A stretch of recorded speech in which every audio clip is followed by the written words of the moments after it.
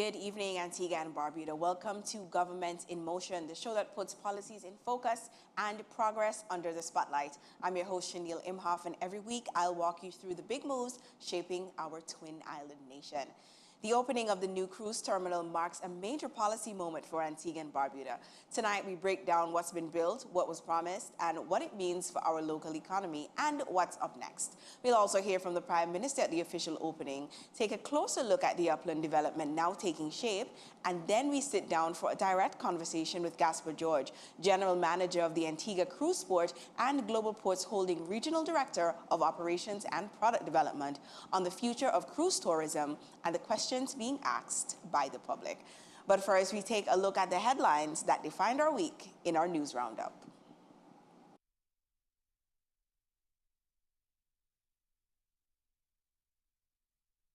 We begin tonight with labor and immigration reform. Prime Minister the Honorable Gaston Brown has announced that a national amnesty program will launch in March 2026, running for 6 to 8 weeks.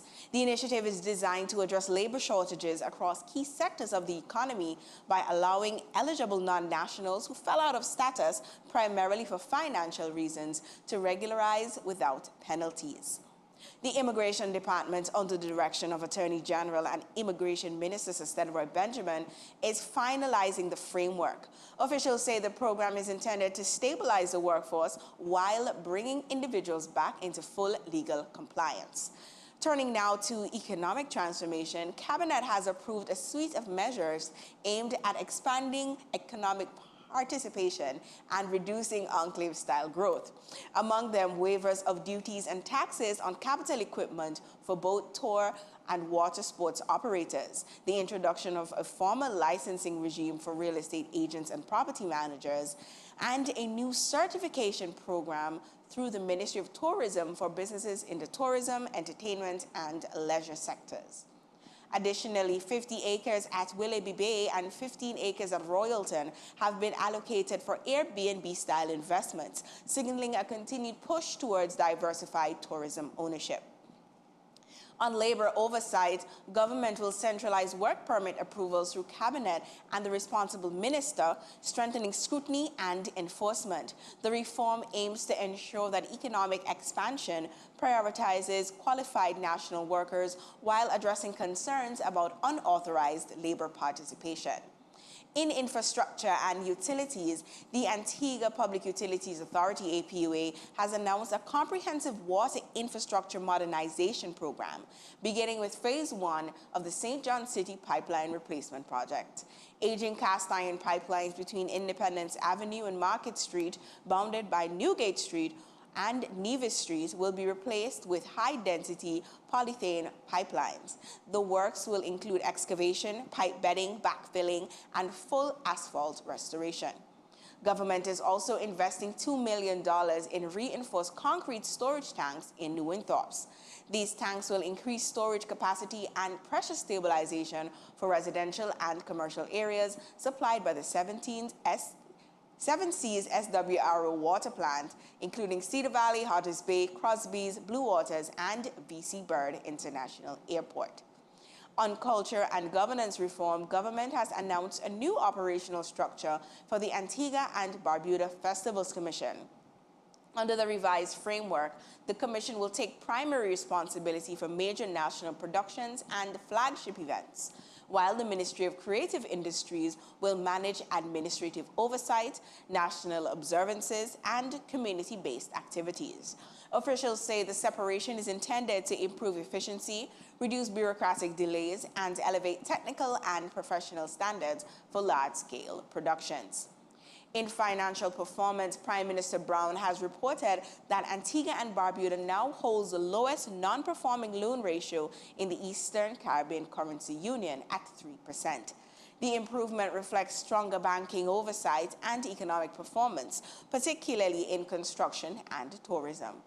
And in health partnerships, Minister of Health Sumolwin Joseph has highlighted a major dental outreach initiative delivered through collaboration with the Sanders Foundation and Great Shape Incorporated. Over 2 weeks, the program provided more than $1.5 million in free dental care. Approximately 3,575 residents benefited from services and oral health education, with more than 8,400 individual procedures delivered. That was a look at the major stories we've been following this week. After the break, we hear directly from the Prime Minister at the official opening as he outlines the vision behind the port expansion and unpacks the strategic partnership driving it. Stay with us. Government in Motion. We'll be right back.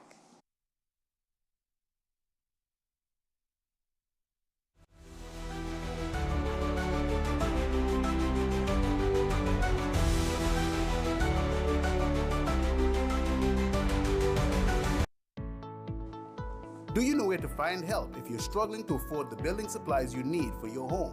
Help is here. The Social Protection Board's HAPPY Housing Support Initiative provides essential building materials to families and individuals in financial need. Visit the office on Cross Street, 2nd floor, to get started. And now you know. This has been a Government of Antigua and Barbuda Public Information Update. House Calls is television tailor-made for your health. Join ABS TV every Tuesday evening at 8:30 as we delve into all facets of your health and well-being. Hear from doctors across every area of medicine on how you can safeguard your health. Join the conversation on telephone and on social media.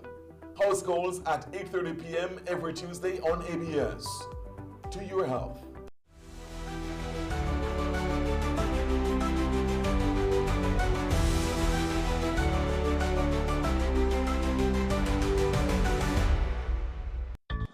Welcome back to Government in Motion.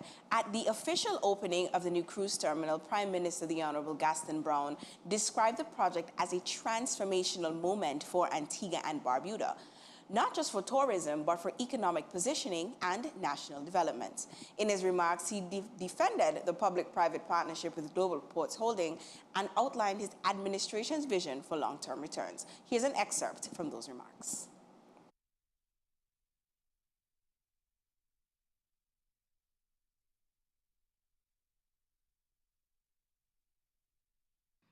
Now, many of you would recall that when we first engaged Global Ports back in 2018, there was a big uproar about the wisdom of engaging Global Ports. But we stood our ground because we were confident that we were making the right decision at that time. We would have done the research, and the research would have shown that over a 30-year period, we would have invested about $300 million in the cruise infrastructure here in the St. John's Harbor. Most of those funds actually went into dredging, dredging extremely costly. But when we looked at the return, we were making no more than probably about 700,000 US a year, and I think it got up to about $1 million. So you can do the math. If you're making even as much as $3 million a year in head taxes, and you're operating for 30 years. 3 times 30, well, it's $3 million a year times 30 years, that's 90 million. You can even round off at 100 million. So when we looked at the losses at the time, we were making a loss of about $200 million. And we took the decision that the model was not working for us and that we had to pursue a public-private partnership for profit. In fact, even before we came to office, we developed our own bespoke economic model known as empowerment capitalism. And this is about the government literally partnering with the private sector for profits, not to also outsource services to a few people to make them wealthy, but the government itself actually taking an equity stake and ensuring that we develop various businesses and share in the profits. And we have done so with various projects, include West Indies Oil Company, to the extent that West Indies Oil Company, within the last 9 years, would have contributed about $170 million in taxes and dividends to the government of Antigua and Barbuda. So Global Ports is no different. This is a public-private partnership for profit, one in which we provided a site, and Global Ports, with its superior financial resources, was able to invest $80 million US. 20 million of it was actually utilized to repay a bond that existed for about nearly 20 years. In fact, that bond started at about 22 million. And when Global Ports paid it out almost 20 years later, the balance was 21 million. And all the head taxes were actually assigned to servicing that loan. So again, you can see that the model was not working for us. Today, that debt has been retired, compliments Global Ports. And in addition, they would have invested $35 million to build out this pier, the fifth berth. And the arrangement that we have with them is that after a period of 30 years, this facility becomes fully owned by the government and people of Antigua and Barbuda. There are many who argued erroneously against this and suggested that we were giving away the people's patrimony. But if it is Global Ports funding that would have built this pier, and that we operated, that we get revenues, we get head taxes, and of the revenues, ABST from the economic activities that would have taken place here, and over a 30-year period, without any payment at the end of the concession, that it reverts back to the government and people of Antigua and Barbuda, how could anyone argue that that is not a good deal?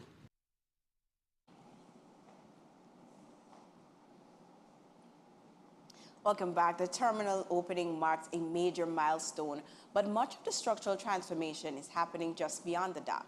When we return, we take a closer look at the upland development, the commercial and operational expansion designed to turn passenger volume into economic activity. Stay with us. Government in Motion.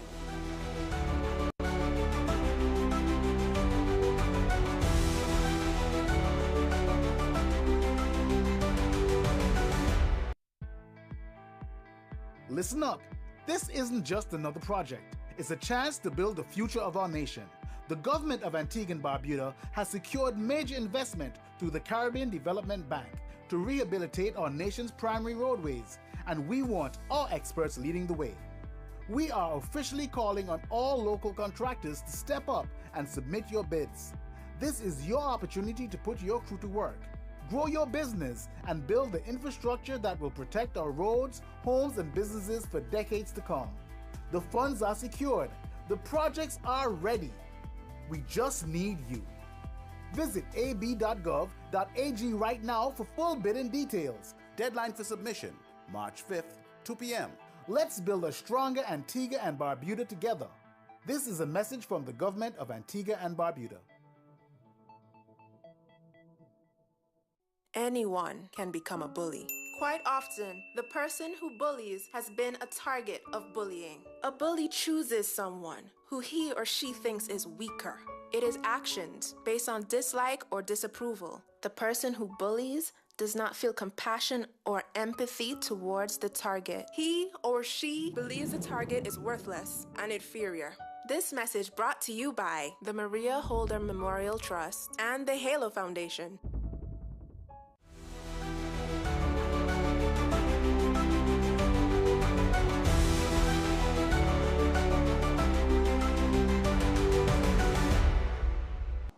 Welcome back to Government in Motion. While much of the attention has focused on the new terminal, the surrounding upland development is central to the port's commercial strategy. Here's what that expansion looks like.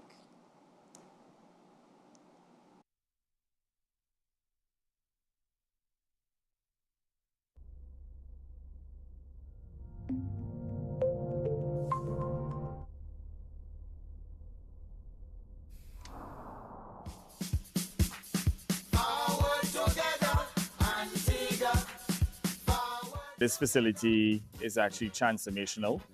I recall 11 years ago when we assumed office that this area was littered with a lot of sunken barges, sunken boats.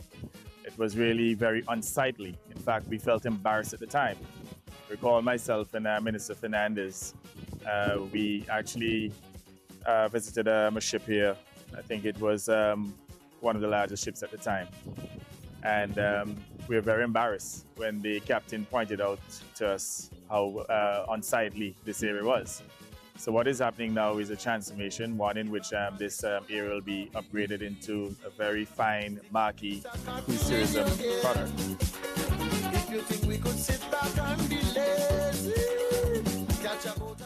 What we're seeing today is clearly a vindication of what the cabinet and the government acquired in terms of working with GPH.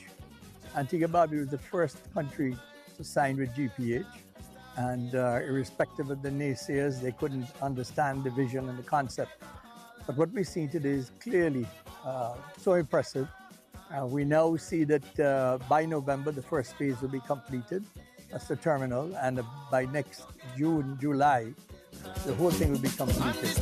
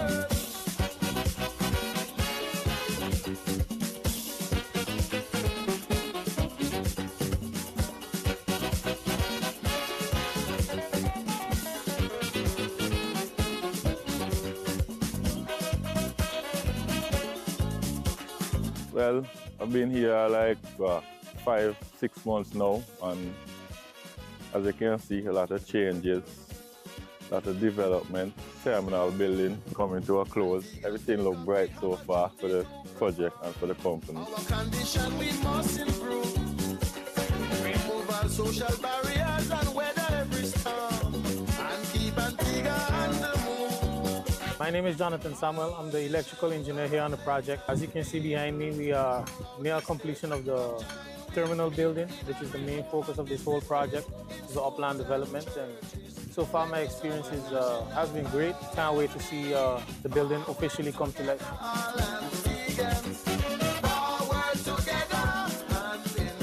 Today, we stand here with this terminal about 80% ready and actually witnessing our first home ports for the season. It is going to be so amazing to witness the transition of this space in becoming the modern facility that will make us one of the Caribbean's most premier home porting destinations. It's an exciting journey that the team has embraced, and that is both the construction team and Antigua Cruise Port Operation team. We are doing great things to elevate the cruise passenger experience and the destination appeal.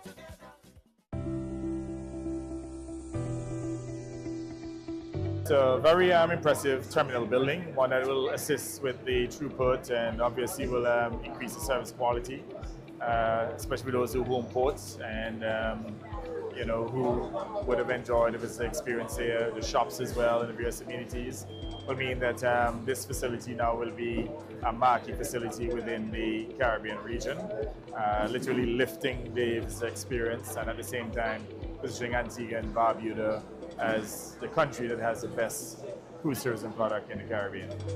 I'm very proud to inaugurate with Honorable Gaston Brown, as well as His Excellency Sir Rodney Williams, the opening of the new terminal, which is the beginning for the Upland, where we launched basically a naming contest.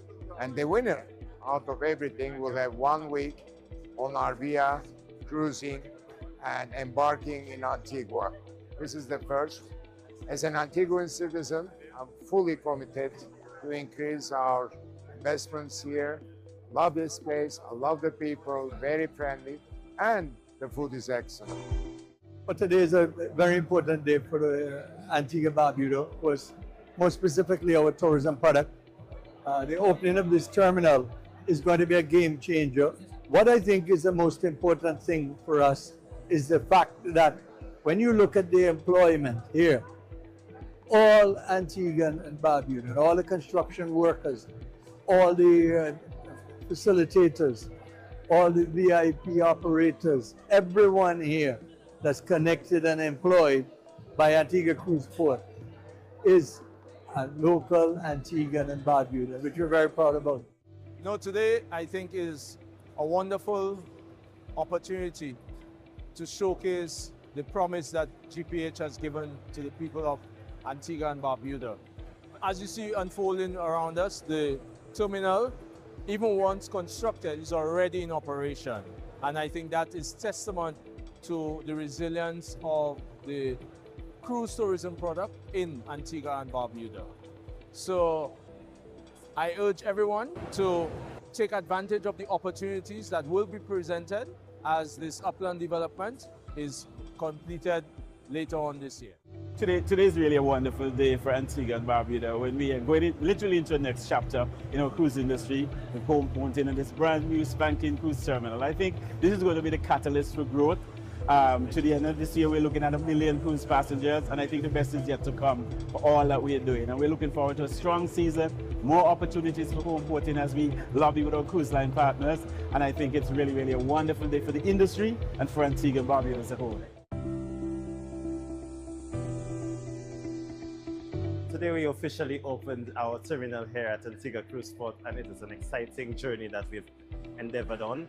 We actually moved within less than a year from nothing to an actual terminal building, now to the moving hundreds of persons and possibly thousands to come in this brand new terminal facility.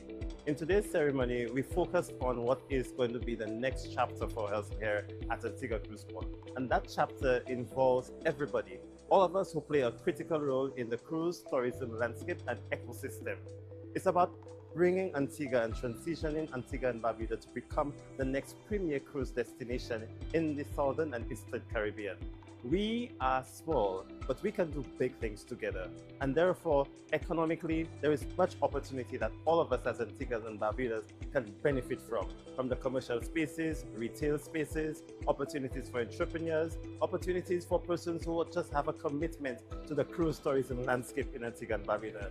The time is now, and the opportunity is that of ours to join with us at Antigua Cruise Port as we redefine what the cruise experience is in Antigua and Barbuda, and of course elevate the tourism offerings of this beautiful nation.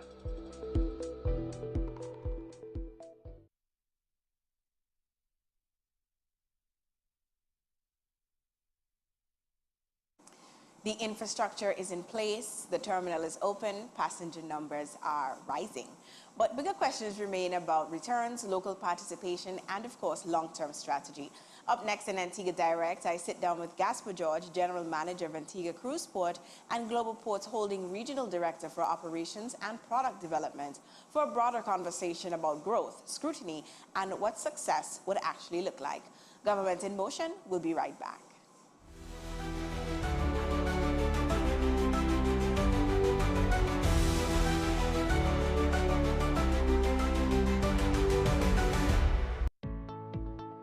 Do you know where to find help if you're struggling to afford the building supplies you need for your home? Help is here. The Social Protection Board's HAPPY, Housing Support Initiative, provides essential building materials to families and individuals in financial need. Visit the office on Cross Street, 2nd floor, to get started. And now you know. This has been a Government of Antigua and Barbuda Public Information Update. Don't be a victim of smishing. Smishing involves criminals sending text messages, directing people to a fraudulent website or to call a phone number. At this point, they are asked to provide personal information such as passwords or financial information. Here's what you can do to help protect yourself against these attacks. Do not respond. Attackers depend on your curiosity or anxiety over the situation at hand, but you can refuse to engage. Slow down if a message is urgent. You should approach urgent account updates and limited time offers as caution signs of possible smishing. Call your bank or merchant directly. Check the phone number, download an anti-malware app, and do your part. Be cyber smart. This is a public service announcement from the Ministry of Information, Broadcasting, Telecommunications, and Information Technology.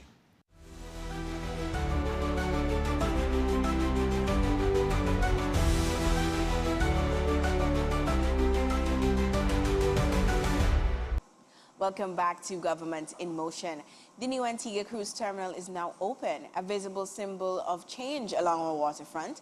Passenger numbers are rising, commercial spaces have expanded, and Antigua is positioning itself more aggressively in the global cruise market. But with expansion comes questions about returns, local participation, long-term strategy, and the terms of the 30-year concession that made this possible. Joining me now is Gaspar George, General Manager of Antigua Cruise Ports and Global Ports Holdings Regional Director for Operations and Product Development. Mr. George, welcome to Government in Motion. Thank you, Chanel, and it's a pleasure to have you today. It's a pleasure to have you as well. Mr. George, on January 24, 2026, this is less than a month ago, the new ultra-modern cruise terminal at the Antigua Cruise Port officially opened here in St. John's. This facility replaces the older temporary structures and forms a cornerstone of the $60 million Upland Development Project. From your perspective, what does this milestone represent for Antigua and Barbuda's cruise tourism sector? I think it's a very exciting time for Antigua and Barbuda in the entire regional and global tourism, cruise tourism landscape. It's actually positioning us on the global market, indicating our readiness, indicating how we as Antigua and Barbuda as a people, how we stand tall to position ourselves to be the best in class, but most importantly to be a premier cruise destination in the southern and eastern Caribbean. Cruise tourism has been growing exponentially, and the Caribbean region is one region where the growth is quite visible and will always be strong. And it's our opportunity to ensure we get our proper piece of that pie and position ourselves, our people, our product, our cruise product, as well as the destination product, so that we can attract the best. Excellent. And the terminal features over 10,000 square feet of retail and entertainment space, along with redesigned passenger flow systems.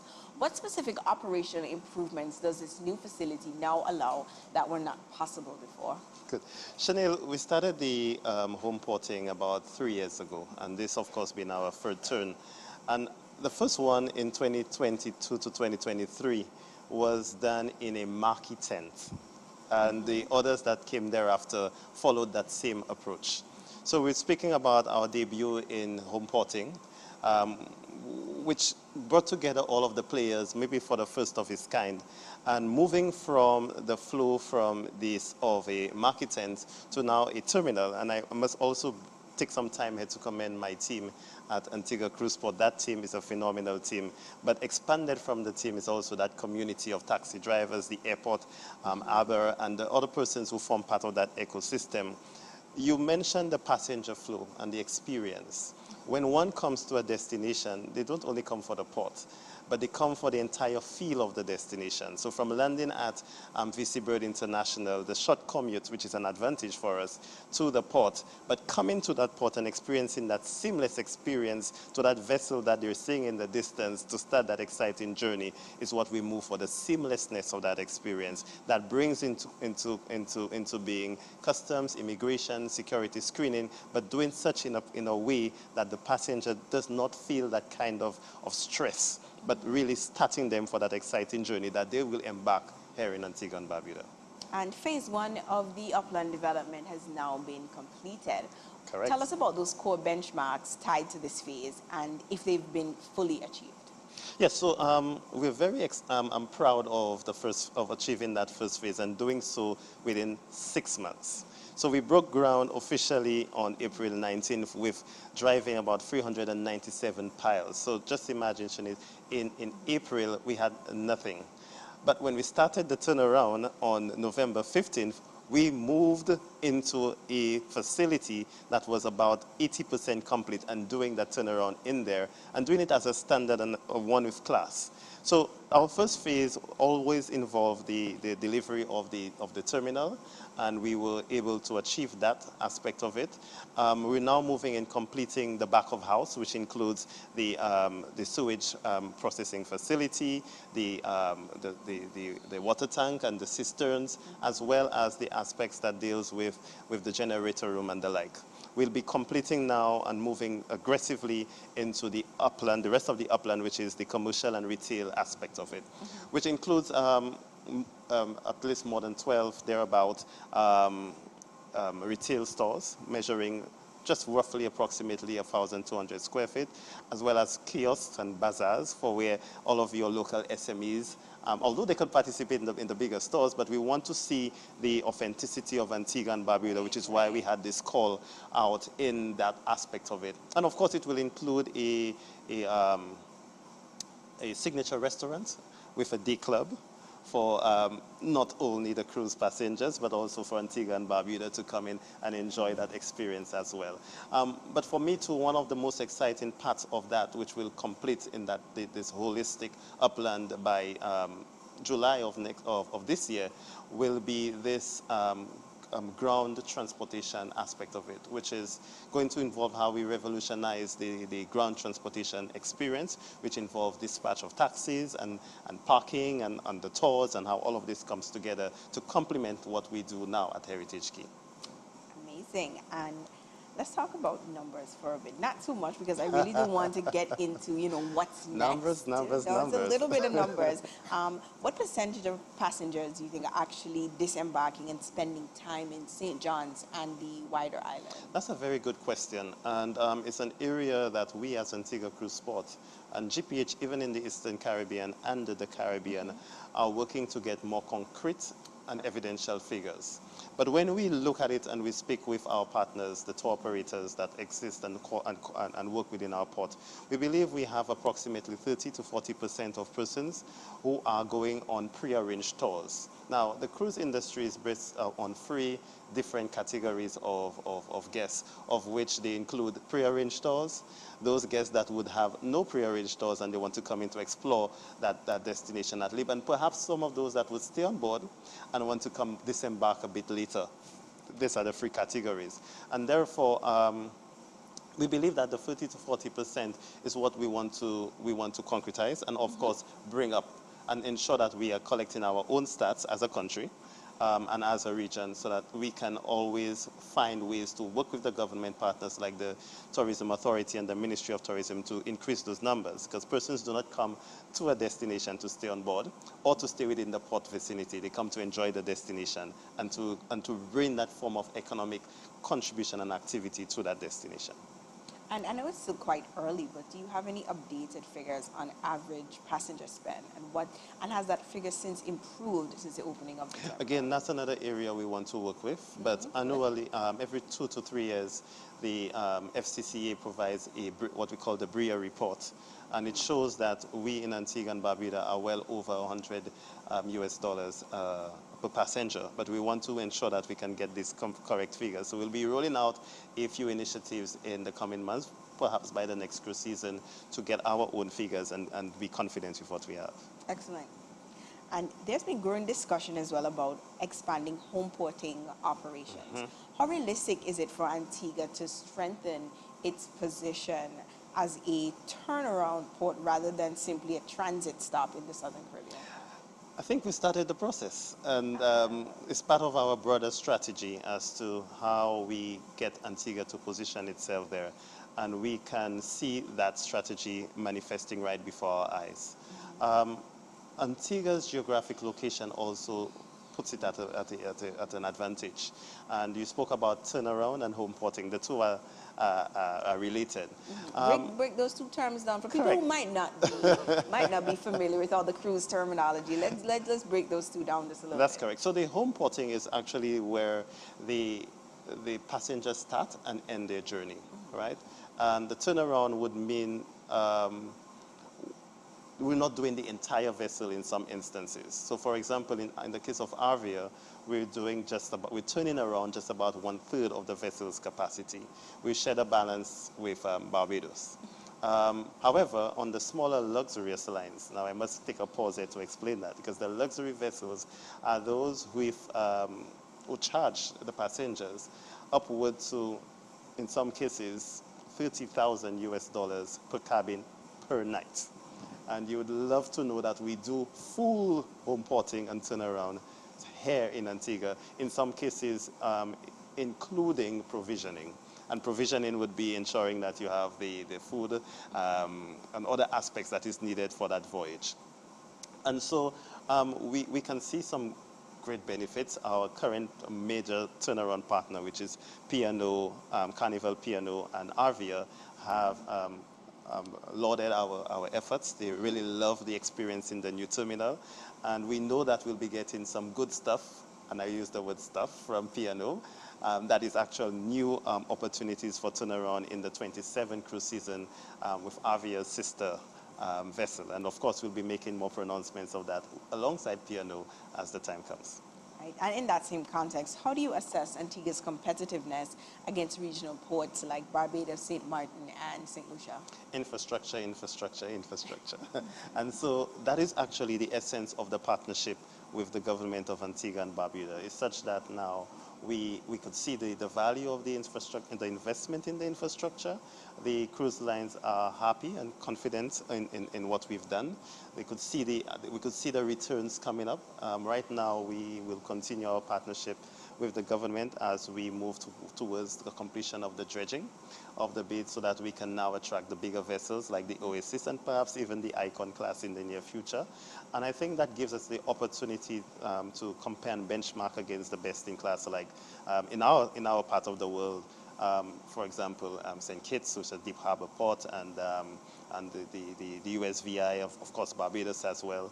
So the investment in the infrastructure and our continued commitment to expand and improve on that investment will put us against the rest.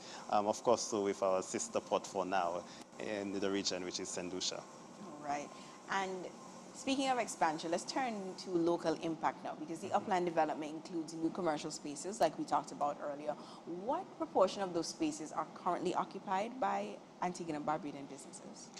Well, I think if you look at Heritage Key, the bulk of Heritage Key is from Antigua and Barbudans themselves. We have not closed the commercial mix for the new upland development. As a matter of fact, the call for interest just ended on Sunday past. In the next week and a half, as part of the global team and ourselves locally, we will be reviewing those entries, of which there's quite a bit of interesting ones from the peak that I have had. And so the intention is to ensure that we have a proper mix, a product mix for that upland, one that will not compete with Heritage Key. The idea is to ensure that although they are in different locations, but the Heritage Key, Redcliffe Key, very important as well, and the new key, of which I have a name, but no one on my team likes the name. So we are waiting for the returns from the competition that will give the keys new name. The intention is to bring all of this together so that they coexist and not compete with each other. We know that typically when something is new, persons like to gravitate. But with our wayfinding project, our signage project, and also upgrading Heritage Key in itself, which is the next area we'll be moving to once we're done with the upland. Our intention is to bring all together that it can create a beautiful waterfront and a waterfront experience that Antigua and Barbuda could be proud of first, as well as how it welcomes the rest of the world to enjoy what it has with its peoples. And so it's creating sort of like an ecosystem A proper ecosystem that works and blends together. Excellent. And what was the selection process for vendors, and how are you ensuring fair access for local entrepreneurs? Okay, so the selection process will be, because as I mentioned, it's now going into that phase, one that could show of the authenticity, tell of the authenticity of the destination in varied categories, that be it clothing and accessories, food and beverage to some extent, jewelry to another extent, jewelry, and how we look at the proper mix. We've been seeing some interesting returns, as I said, from the peak that I did from SMEs, local SMEs. We are more than excited, and for our social platforms, we will be having a campaign as we roll out those persons and what that mix will be in our whole campaign for the upland, and also bringing back into focus to Heritage Key, because I know that we always speak of the upland, but we will not do so divorced of Heritage Key, because it's an important aspect for us. And let's talk about employment and job creation now, because one of the highlights when we took a look at the videos that were provided by the cruise boat. I'd like to say thank you to the cruise boat for providing the videos that we played for Government at Work for You. They're very well done. And one of the things we spoke about that we heard was about employment. Tell us about how many direct jobs have been created as a result of the new terminal and the upland development. Well, it's rather interesting that you started this based on the videos, because the video itself is 100% Antigua and Barbuda. And we're working with a very strong media house. We love working with them. We try our best to ensure that in every aspect, and that's why I want to start first, in our existence as is, that we put Antigua first as the main aspect in our creatives, and even all other aspects as it relates to construction and maintenance works at our current facility. In the construction phase, I think at the peak we were almost at about 150 persons working here, of which the bulk of them are Antigua and Barbudans.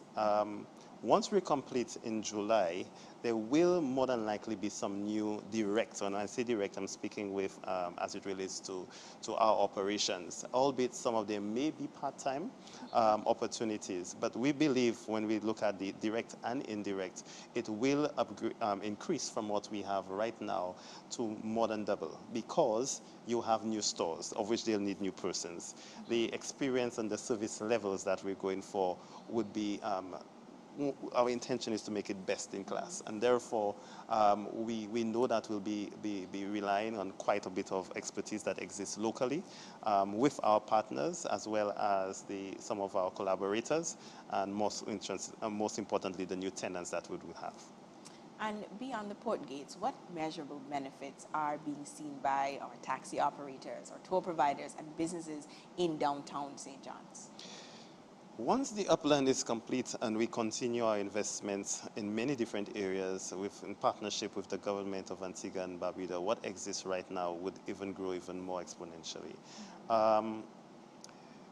The taxi drivers, I cannot even start by saying how much more. Earlier you heard me speak about bringing in the bigger class vessels, like the Oasis class as well as the XL class. Right now, this year, we'll be closing at about 923,000 January to December cruise passengers. Once we're done with the dredging and bring in an Oasis class, of which the capacity below berth is starting at around 6,000 passengers, just imagine adding 9 calls in a season to that. You're speaking now of easily going over the million, of which we can already see we're trending in that direction. That in itself brings in a myriad of experience, more transfers to tours, the toss sites themselves in terms of capacity and opportunities to expand and further develop and even give more jobs to the citizenry, that grows as well. But most importantly, which is what brings together what we call now the next chapter, the opportunities in St. John. Shirley, so right now when you have home porting with a transit day, which is the following Sunday, downtown St. John is busy. You could see the cruise passengers walking the streets of St. John's even on evenings, trying to experience some of it. So for commerce and business activity in St. John's, that itself brings in new opportunity, new windows for innovation for the young persons as well to bring in new projects. Today I had, just this evening, I had a meeting with a bike company, eco bike company, and to understand and listen to some of the ideas that are coming forward is very exciting times. And this is the kind of economic distribution that we can see would emanate from this new ecosystem that we're creating. And interestingly now, it's expanding to a new area. So now you have Newgate, Redcliffe, Thames, St. Mary's, High Street, and now we're moving into the Newgate, and I forgot Nevis as well. Excellent. Now, alongside all this progress has also been public scrutiny, right? Because anything new will attract that. The port operates under a 30-year concession agreement with Global Ports Holding. For viewers who may not fully understand that structure, can you explain how the concession works in practical terms? And scrutiny is good, actually, because it tells you that the people are interested. And I am from an area where we are now going through what you went through 7 years ago when the concession started here in Antigua. So Antigua was one of the first, well, was the first port in the entire Caribbean region for Global Ports Holding, and it involves a 30-year concession agreement with the government and people of Antigua and Barbuda. Now 7 years have matured, so we have 23 more years. It allows for the country to develop its infrastructure, cruise infrastructure, have proven and experienced persons engaged in the cruise lines to develop that aspect of the cruise industry, but most importantly, creates an opportunity for partnership for growth. And that basically is the recipe, I should say, for want of a better word, behind the concession agreement. I think for now, moving forward, our focus should rely on how we as Antigua and Barbuda benefit from that concession agreement. Because in 23 more years, the 80+ investment that we now have on the ground, we will not go in with it. It remains that of your children and your grandchildren. The experiences that we have right now in developing it is what we will continue, hopefully, that will be going to the persons that are going to now take it to the next level. There are persons who might be in Form 5 right now, and some of them might be entering preschool. So they are the future of it. And so our intention should be how we move on to the next level. Most definitely. And if passenger volumes were to decline due to global shocks or economic downturns, what safeguards exist within that agreement to protect Antigua and Barbuda's interests? I think early in this concession agreement, it was demonstrated with COVID. So the concession started in 2019, and by 2020, we got hit with COVID. In 2019, the numbers were about 734,000. In 2020, sorry, we just benefited from the first quarter before the national shutdown, and it was about 240,000. And of course, the 2 other years that came through, the numbers were sharp decline. But by 2023 into 2024, it ended at 823,000. But your question, to answer it more directly, the concession agreement makes, and I know it's a public document here, makes provision for a minimum guarantee with the government in terms of the return as to what will always be. And that is of what I believe is one of the safeguards for that. And of course, all of the other aspects for force majeure that is clearly defined in the agreement. And some members of the public have also said that they would like greater transparency around the concession's financial performance. Are there mechanisms in place for regular reporting and accountability as well? Well, there is things in place for regular accounting and accountability, and that is, of course, done with the Ministry of Finance and the government. We continue to meet our obligations where they are. as it relates to the concession agreement. For example, case in point, one of it includes collecting on behalf of the Solid Waste Authority, and every single month we ensure that we share these monies that we collect on their behalf, the $1.50 per head, and other aspects of the concession that we do with the government of Antigua and Barbuda. And let's talk about the environment for a minute. What environmental protections have been integrated into the new terminal and the upland development, particularly regarding marine ecosystems and waste management? Because I heard you talking earlier about, that coming together right now. This is a very important aspect for GPH in terms of our global practices. As a matter of fact, one of the main areas that the company is focused on is ESG. As part of its reporting, it needs to tell of that.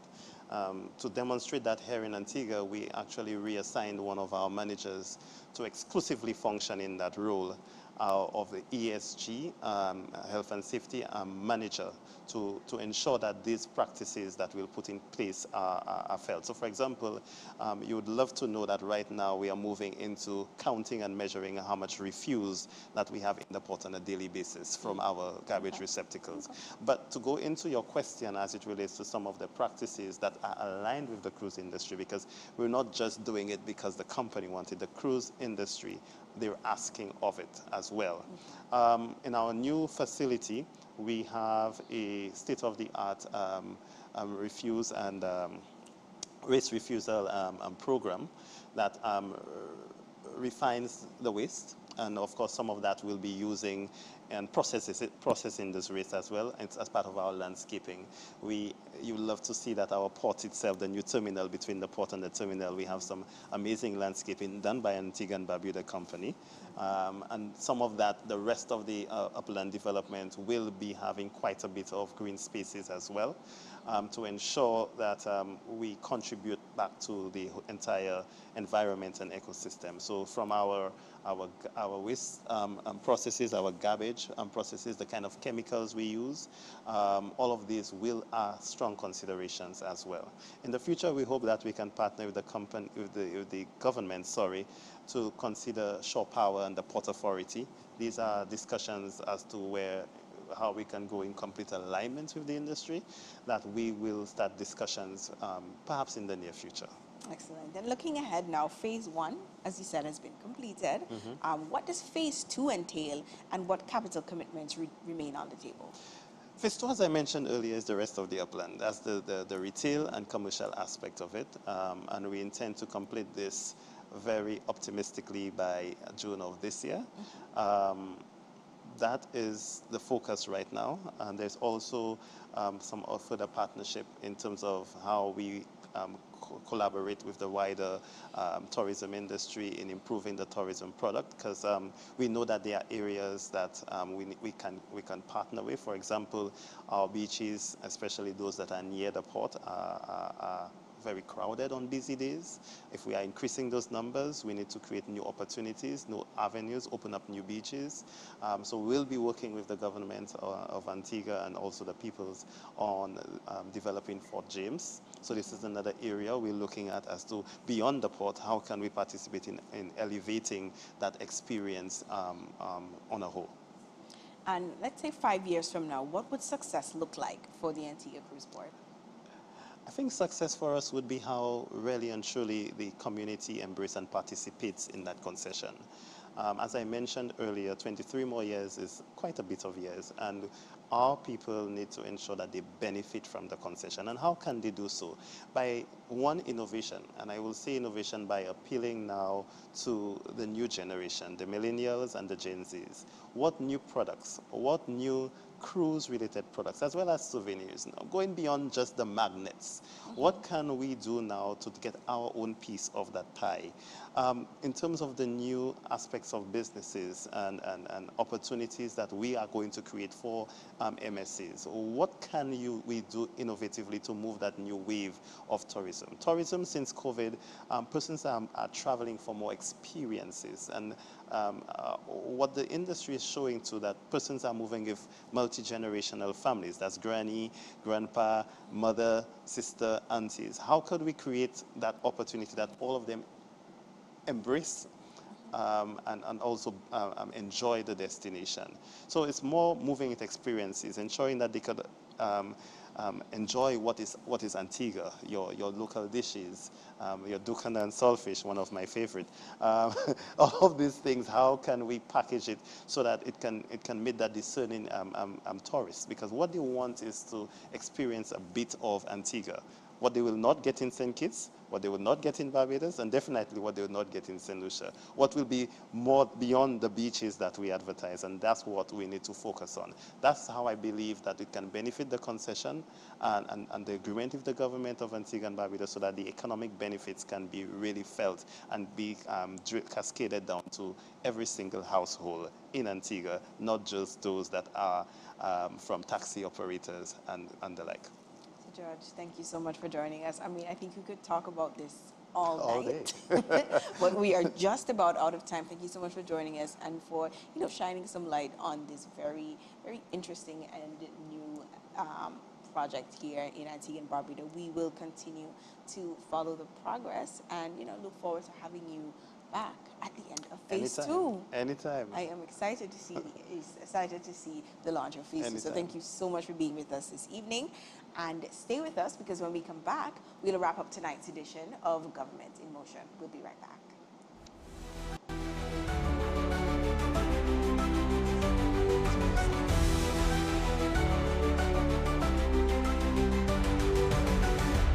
I'm locked in. I'm locked in. I'm locked in. ABS Radio 90.5 FM. I'm locked in.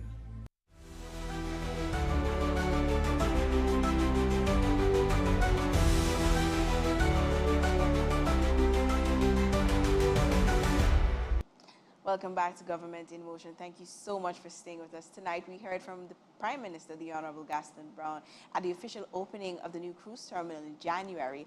And we spoke live with Gaspar George, General Manager of the Antigua Cruise Port and Global Ports Holding Regional Director for Operations and Product Development, about the future of cruise tourism in Antigua and Barbuda.